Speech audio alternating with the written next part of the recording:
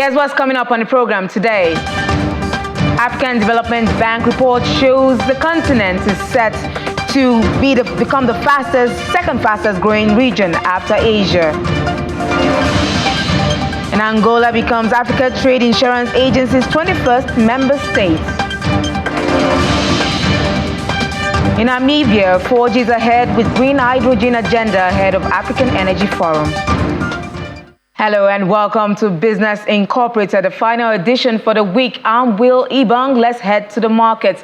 And we begin as always with Africa, where major equities were trading with mostly negative sentiments at intraday. Nigeria's NGX was up slightly by 0.13%. On the flip side, we saw South Africa's GSE falling by 0.77% at intraday. Now in Egypt, the EGX 30 was closed for the week on Thursday, however, but well in the red, while Kenya closed Thursday's trading session negative. Let's check in with what's happening at the Nigerian exchange with Rotimi Fakayojo, capital market analyst, is going to be giving us what's driving the markets. Good afternoon, Mr. Fakayojo. Good afternoon. Mr. Fakayojo, we've seen the NGX up at intraday. Do we see a rebound here from yesterday's negative close?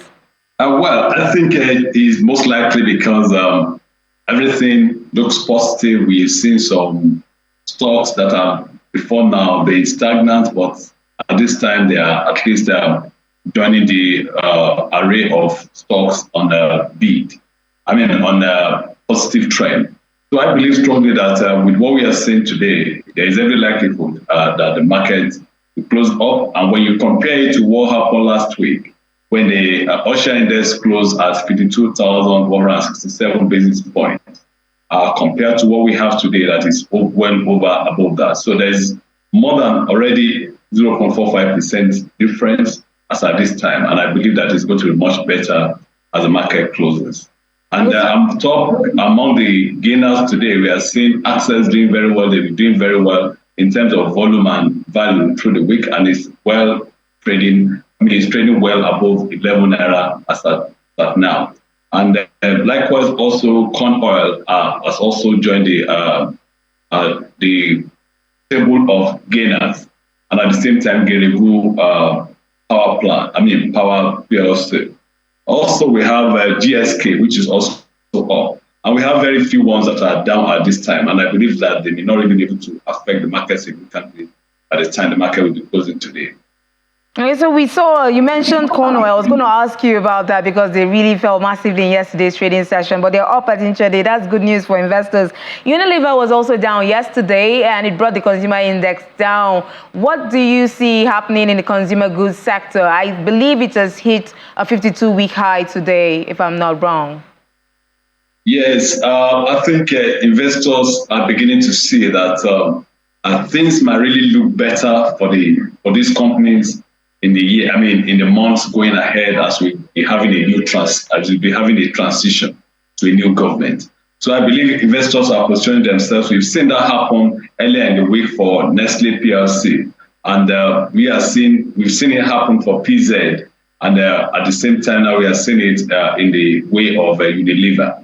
I believe strongly that we're going to see much more of this because people are believing that the policy framework of the incoming government may actually enhance and promote local production. So in that way, I believe investors are wiser than it. And for most investors that are really good at investing, I believe today will have been a very good day for investors to position themselves for the weeks ahead. Because I believe after inauguration on Monday, definitely we're going to see the market take a good leap.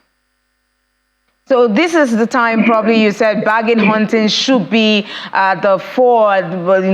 Investors should be bargain hunting at this moment, picking up stocks that are probably down in value to probably, as you mentioned, position themselves for the rally. What do you see happening next week and probably over the next month? We're entering a new month. What do you foresee for the equities markets? Well, I think for next week, when we'll be ending the month of May and entering into the month of June, I think the successful swearing in on Monday definitely will give a lift to the market, as I said earlier. And by the time we begin to see the the executive orders and the policy that be shown out in the immediate by the incoming government, I think strongly the market is going to respond positively. And believe me, I also humbly believe that the foreign portfolio investors are beginning to take a closer look at the Nigerian market. And we're going to see the effect of that much more in the month of June. So I think the market is very good to go for investors that know their onions. Fantastic, Mr. Fakayojo. So one more forecast. Look into your crystal ball and tell me what the market is going to close it today. Is it going to be bullish or bearish? Well, from experience and from what has been happening through the week, I think the market is going to close positively up. That's good news. That's good news. That's what we want to hear. That's what we want to hear. Investors want to hear. Thank you so much, Mr. Fakayojo, Capital Market Analyst, for sharing your insights. Now let's take a look at the Middle East markets. Some major equities were closed on Thursday already, except in the UAE, where stocks were mixed at intraday. Abu Dhabi was up more than 0.5% at intraday. Dubai was up 0.22%. Then elsewhere, still within the region, markets were closed in Saudi and Qatari exchanges. They were down on Thursday 0.46% and 0.65%. Now, businesses are incorporating artificial intelligence into their tools and their strategies at an increasingly rapid rate. The head of the European Trade Union Confederation, Esther Lynch, is one of the latest voices to call for regulation. Deutsche Welle's Emily Leshner joins us from Berlin to tell us more. Emily, what are leaders worried about? Thanks for having me. Well, to start, there's been lots of debate about how tools like ChatGPT will transform the world of work, potentially upending many jobs along the way. Esther Lynch is just one of many voices calling for regulation. She's concerned that employees will be subject to the will of a machine, as she puts it. But government and business leaders are also worried about scams and the spread of misinformation that has the potential to do a lot of damage to public trust. An AI-generated image of an explosion at the Pentagon earlier this week, for example, was shared widely within investment circles and actually caused a 10-minute-long dip on markets. And a scammer in China used AI-powered technology to alter his voice and face and impersonate the friend of a man in order to convince him to hand over more than $600,000. So as companies try to remain competitive and outpace each other, government agencies are trying to lay down some regulatory policy, but they're also conscious of not stifling competition. And what's happening in China is a good example. China says it wants firms to submit security assessments to authorities before they can launch offerings to the public.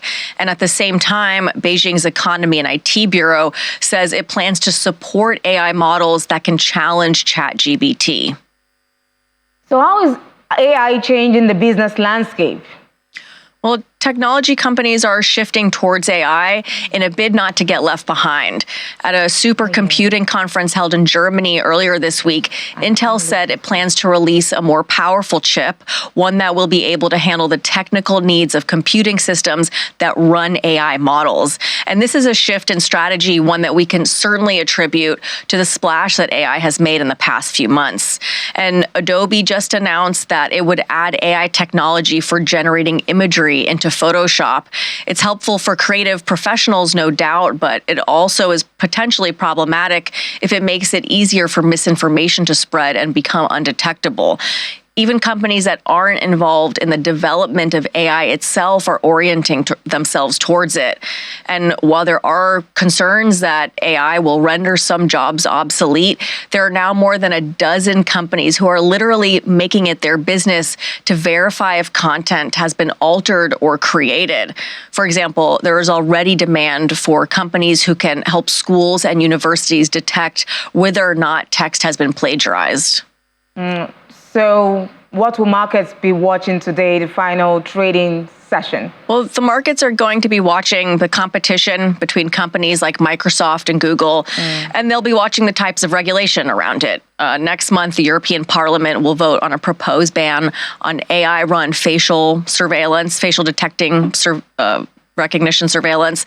And, the generative AI market is expected to surpass $109 billion by 2030. and grow more than 35% each year until then. So they'll be watching everything closely.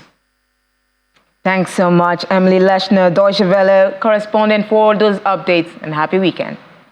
Now we'll move over to Asia, where stocks were mixed after Wall Street saw a tech rally led by NVIDIA, and U.S. negotiators moved closer to a debt ceiling deal with just a week to go before the government faces a potential default. In Japan, the Nikkei 225 rose 0.31% to end the day at 30,916 points after surpassing the 31,000 mark earlier in the day.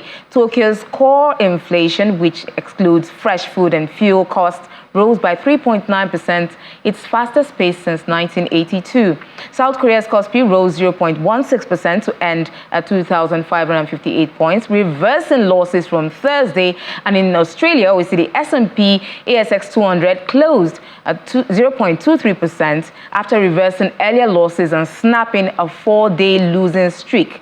Mainland Chinese stocks were all higher, with the Shanghai Composite ending 3 straight days of losses. Hong Kong's Hang Seng Index, however, is closed for a holiday after hitting its lowest level this year on Thursday.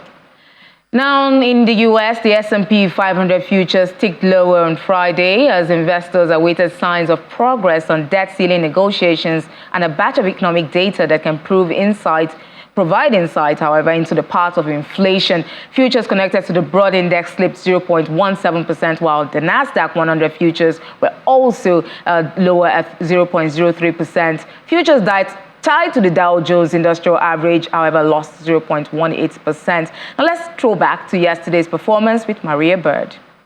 The U.S. stock market was mixed on Thursday as the Dow Jones was down by 0.11%.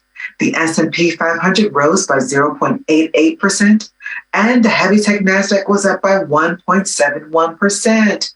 The Nasdaq gains are hopeful that this puts a positive dent in the U.S. stock market, as industries like artificial intelligence are showing over 20% gains on Thursday.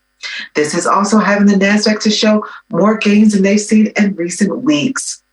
It is clear that investors are also a big concern, though, about the debt ceiling that we are hitting on June the 1st.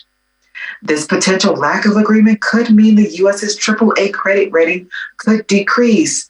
Fitch has already announced that if the U.S. does not find a way to increase the debt ceiling by June the 1st, we could potentially see, for the first time, a decrease in the U.S. credit rating. Now, oil prices softened in early trade on Friday, weighed on by conflicting messages from Russia and Saudi Arabia ahead of the next OPEC Plus policy meeting and a stronger dollar. Brent crude futures fell 30 cents to $75.96 a barrel, while U.S. West Texas Intermediate was down by 14 cents at $71.69 a barrel. Benchmark settled more than $2 per barrel lower on Thursday after Russian Deputy Prime Minister Alexander Novak played down the prospect of further OPEC Plus production cuts at its meeting in Vienna on June the 4th. Both prices, however, were still poised to post a second week of gains of slightly less than 1%.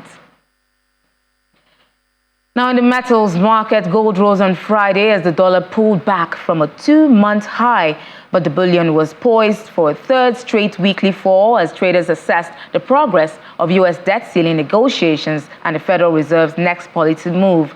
Spot gold was up 0.3% to $1,945 per ounce after hitting its lowest since March 22nd. U.S. gold futures edged up 0.1% to $1,945.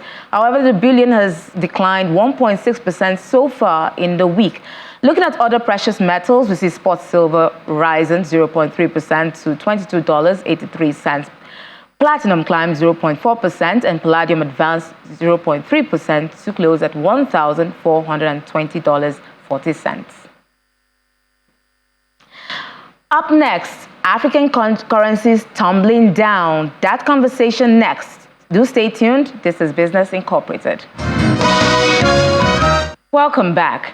African currency performance, according to the International Monetary Fund, IMF, says sub-Saharan Africa currencies have plunged 8% in 1 year amid soaring public debt and global uncertainties, African currencies are crashing to a record low, with some becoming almost worthless. Matt Kindiger, practice leader, Sub-Saharan Africa Frontier View, joins me to take a look at some of the most prominent currencies like the Kenyan shilling, South African rand, and Nigerian naira, all sitting at a record low. Matt, good afternoon. It's good to have you. What has been the cause of weaknesses for these currencies across the Sub-Saharan region? Hi, well, thanks for having me on the program today. Yeah, certainly. So, as you mentioned, lots of downward pressure on currencies recently, and major economies, Kenya, South Africa, Nigeria in particular, seeing their currencies hit record lows against the dollar and other major currencies in recent weeks. So a combination of global and domestic factors, unfortunately, for currencies in the region. Globally, as you mentioned, a lot of economic uncertainty. We are also seeing the effects of very tight monetary policy in the US, the Eurozone, the UK, for example. Our view here at Frontier View is that, this is what's driving a lot of downward pressure on emerging market currencies, and countries like currencies like the rand in particular are very exposed to swings in sentiment driven by much tighter interest rate policy. So certainly that's one of the major drivers. But we're also seeing, investor concerns around debt dynamics in the region. So South Africa, Kenya, and Nigeria all dealing with debt pressures of their own. Investors are concerned around governments' abilities to service debts. And also, additionally, individual countries are facing particular problems. So, for example, South Africa's relationship with Russia is creating some anxieties for investors in that country. It has contributed to the country's the rand's recent low against the dollar. In Kenya, the country is dealing with a very severe drought and also some fiscal pressures. And in Nigeria's case, there is some uncertainty around what economic policy looks like under Mr. Tinubu, who will be sworn in soon. So a number of global and domestic factors contributing to downward pressure on these currencies. Now, you did mention some of those things, and we know that inflation is one of the factors that's contributing to this depreciation. And in fact, the depreciation is stoking inflation further. And these challenges, they can be hard to deal with. The IMF did make note that even though the inflationary pressures are there, they do not come down so easily, even if we see an appreciation of these currencies against the dollar. So what would you say is the problem, the outlook for the region's major currencies, including the rand and the shilling? Yeah, certainly. So, you mentioned inflation is a big problem there, and it doesn't come down very quickly. And unfortunately, our outlook for both the rand and the shilling in particular is more depreciation to come. We would expect the rand to reach new record lows, certainly over the next 6 months or so. Our view is that the rand, which is currently trading at about 19.5 per dollar, to end the year closer to 21 per dollar, maybe even a bit further. And that's on a base case, assuming that the country's standing globally doesn't deteriorate, assuming that there is no revelation around the sale of arms by South Africa to Russia. But there is a very realistic and highly likely downside scenario that could emerge where it becomes evident that South Africa is selling arms to Russia. And there's also another risk that if South Africa has a very chaotic or fragile coalition that is elected in May next year, then the rand could lose even more value. So values of way beyond 25 per dollar are possible, although not our base case. In the shilling's case in Kenya, we are expecting to see the currency exceed 150 per dollar by the end of this year, possibly even more. At the moment, the Central Bank of Kenya is allowing a pretty stable but continued rate of depreciation. The currency is still overvalued in our view, so further record lows to be reached over the next few months. We do know that many of these African countries, the countries you mentioned, are heavily indebted. They have lots of debt to pay off, and high interest rates are looming around them. How do you think they're going to cope with this? What's your view? What are your thoughts? So yes, when we look at a policy perspective, we are certainly expecting more interest rate hikes. So the South African Reserve Bank, although a few months ago said it was at the end of its interest rate tightening or hiking cycle, we now expect it to resume interest rate hikes. And this is because the rand will lose enough value to justify interventions. We are also expecting the Central Bank of Kenya, the Nigerian central bank as well, also across the region, central banks will have to raise interest rates in order to stabilize currencies.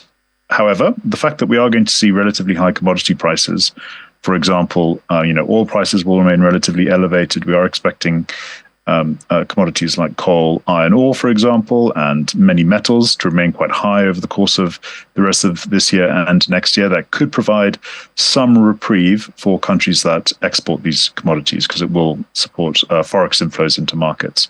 Having said that, overwhelmingly, there is downward pressure on currencies for the foreseeable future. So interventions into with interest rate hikes will be necessary by central banks, but also, as we've talked about, fiscal pressures.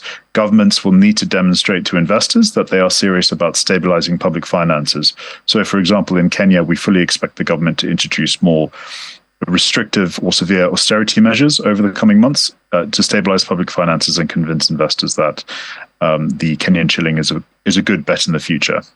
And so how are businesses coping with this volatility? Yeah, this is top of mind for our clients at the moment. So most of our multinational clients are very invested in the region, and currency volatility does disrupt them. It causes planning headaches. So what we are seeing is a lot of our clients becoming much more agile when it comes to setting plans and goals for the region. So, for example, reviewing their pricing strategies a bit more frequently, focusing on their more resilient customer segments. They're also kind of reassessing their risk exposure to some of the most difficult markets. So in extreme situations, companies are scaling down investments. But in most cases, we're seeing companies change the way that they operate in the market. So whereas they may have had a direct presence, they may shift to a slightly more indirect presence to reduce the risk, but they're still really committed to most of the markets here. They're also having to sort of do things like hedge their currencies a bit further ahead, thinking about ensuring their receivables as well where possible. So there's no single solution to dealing with currency depreciation, but there are a number of things that companies can do to sort of weather the storm over the next 6 months or so. Thanks so much, Matt Kindiga. It's always good to have your insights on the program. Matt Kindiga is practice leader, Sub-Saharan Africa Frontier View. Thank you so much for your time. Thanks for having me on the show today. Now, moving on to other stories, Africa is set to be the second fastest growing region in the world after Asia by 2024, despite dealing with multiple global shocks. And that's according to the African Development Bank's 2023 African Economic Outlook report. However, the report projects growth will depend on global conditions and the continent's ability to bolster its economic resilience. The report forecasts that Africa will consolidate its post-COVID-19 pandemic recovery to 4.3% GDP growth in 2024 and 3.8% in 2022. It adds that some 22 countries will record growth rates above 5% while recommending robust policy actions, including incentivizing green industries and providing guarantees at scale to de-risk private sector investments in managing natural capital across the continent. Now, the Republic of Angola has become the 21st African member state and the first Lusophone member state of Pan-African insurer Africa Trade Insurance Agency, ATI, after paying a capital subscription of $25 million. Angola's economy is mainly driven by its oil sector, but the country seeks to pursue new growth models for economic diversification through the agricultural sector and private sector development. With ATI support, Angola is on the path of fiscal consolidation, manage the debt ceiling, increased in public and private investment in order to resume the ascending curve of sustainable and inclusive economic growth as well as human development. Now, Namibia has reached another milestone in the development of its green hydrogen economy as the country inks a deal with green hydrogen development company Hydrogen Energy for the next phase of a $10 billion project. The milestone comes just a week ahead of the African Energy Chamber's Invest in Africa Energy Forum in Paris, a pivotal gathering that brings together movers and shakers from across the African and European energy sectors. According to the agreement, green hydrogen will be exported to Europe following the completion of the project, thereby consolidating the country's position as a global hydrogen hub. And that's a wrap on Business Incorporated. To stay with us for another edition next week. I'm Will Ibang. It's bye for now.